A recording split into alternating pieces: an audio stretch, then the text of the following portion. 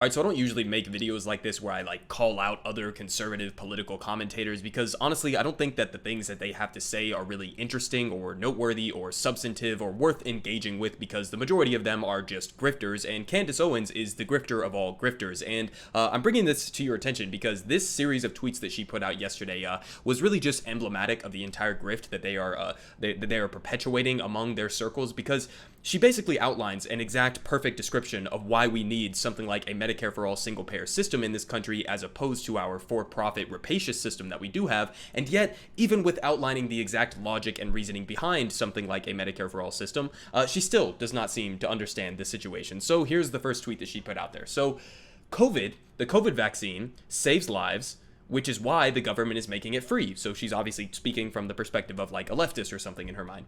And then she says, K, so explain to me why insulin and asthma inhalers cost so much money, right? If the vaccines are really about the government trying to save your life, why do life-saving medicines cost so much? That's a great question, Candace. And if you are looking for an answer, we could actually provide you with an answer. All you would have to do is go look at what every single other country in the developed world is doing with their healthcare systems. Okay, so I'm going to show you some of the data and statistics, but I mean, look at this outline, right? I mean, how can you be this close without understanding it?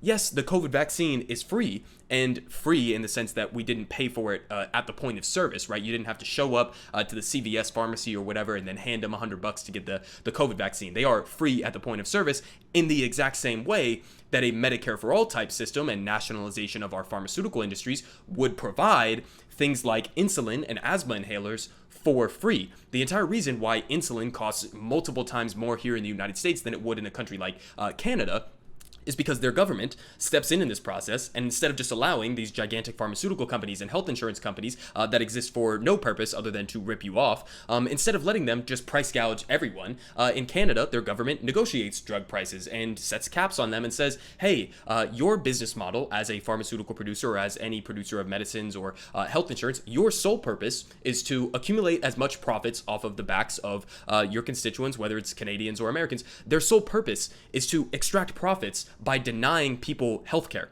Okay, so this is one of those industries where it doesn't make sense to have a profit motive at all. There are some industries where the conflicts of interest are so glaring that you should just nationalize the industries and you'll get much more efficient, cheaper, and better health outcomes. So we're going to get into the actual data on this, but I mean, seriously, this is just proof to me that this is just a grift, right? Because I refuse to believe that you could understand this line of logic and say, instead of coming to the conclusion, well, yeah, okay, so everything should be free at the point of service. Her conclusion is nothing should be free. Her conclusion is what? That the vaccines don't work or that it's a big conspiracy? I don't even know what her actual conclusion in something like this is, but she's basically just outlining an argument for Medicare for all and nationalization of our pharmaceutical industries. She then followed it up by this because she was getting ratioed into oblivion by all of these leftists who were replying like accidentally based. So you agree, Candace? All healthcare should be free, right? But instead, she follows it up with this.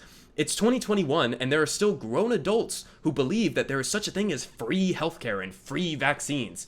They have entirely no concept of what taxes are and who pays for all of the free stuff that they demand. How is this possible? How is this even still a line that conservatives are defaulting back to? Do they really think that we don't understand how taxes work?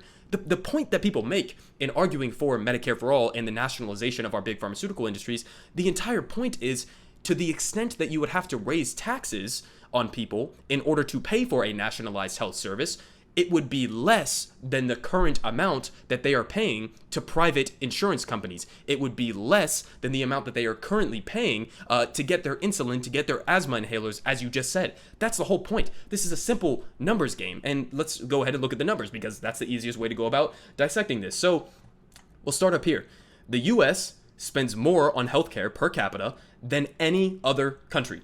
Okay, so this is what we're spending compared to other countries. This is showing it as a relative percentage of GDP. But in addition to this, we also spend significantly more per capita than any of these other OECD developed countries. And we're also getting significantly worse health outcomes. The US has the lowest life expectancy of these OECD measured countries. So in other words, we have the single most expensive and the single least efficient, producing the worst outcomes of any other wealthy developed nations in the entire world. Okay, why? Because we allow a system like Candace Owens was just describing, where private corporations are allowed to price gouge Americans for life-saving medicines. The reason why we have this dynamic is because we have corrupt politicians within the Republican Party, of which Candace Owens blindly supports and follows, and within the Democratic Party as well, like Joe Biden, who take bribes from these big pharmaceutical companies, who take bribes from the health insurance companies. I said this in one of my recent videos. Healthcare lobbying and big pharmaceutical lobbying is the single biggest portion of all of lobbying that happens in this country. So in other words,